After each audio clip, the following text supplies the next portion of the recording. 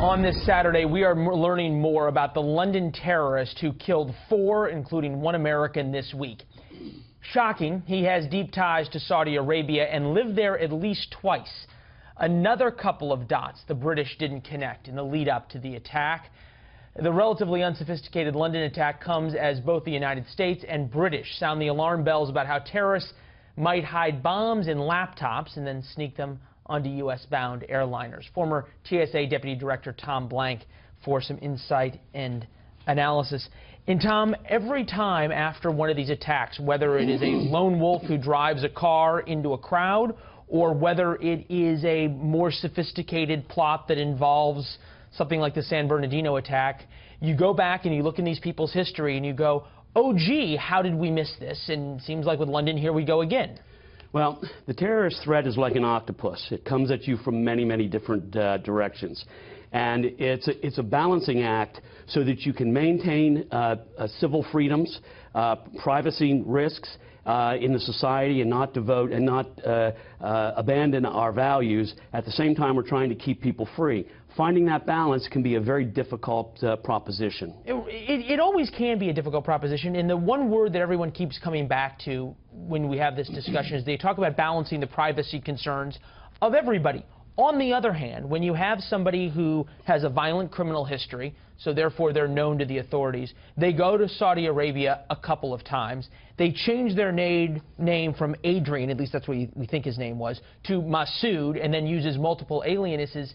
At some point, does the society say, by those actions, you've given up a certain number of your rights to privacy, and wouldn't that make all of us safer? It depends over what period of time. In other words, when we look at these sort of lone wolf attacks, and this one may not be lone wolf, by the way, since there have been 9 people arrested that are associated with him. But think about a lone wolf. We do know that they travel to countries that sponsor terrorism.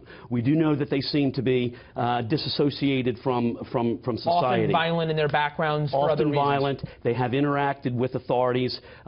We know that that's a given. But that fits so many people. Over what period of time should we surveil these people? Months, weeks, or years in order to prevent this kind of one-off lone wolf event? Well, and you think about it, even the best surveillance in the world on this fellow, had they been trailing him as he drove down Westminster Bridge, may not have stopped it until it was stopped and he crashed in to Westminster itself. And it brings us to this sort of divide now that we've seen. Terror up until 2001 was sort of these one-off, well-planned attacks.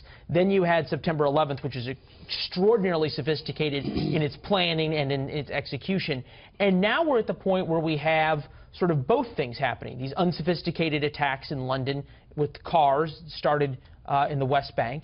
And then you have these very sophisticated attacks that are being planned, allegedly. We just learned about the idea that now you can't bring laptops on some planes because the terrorists are working to hide a bomb in a laptop and then take it through airports that have less than stellar security. Well, addressing the aviation domain, we know that the terrorists remain highly interested in that as an avenue of attack. It's because it's so terribly disruptive.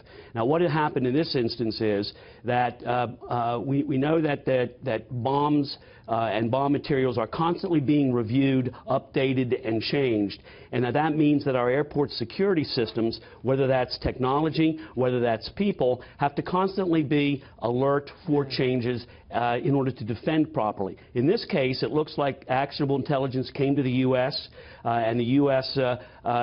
Only has certain control over those foreign carriers. Right. So it says, all right, you know, these foreign carriers are not. Although a lot of questions about whether or not it's comprehensive enough. If somebody could just take a bomb from Cairo to Paris and then get on a U.S.-bound flight. Tom, appreciate your insights as always. Hopefully we don't have to have you back and talk about it once an attack on an airplane has happened. Thanks very much. All right.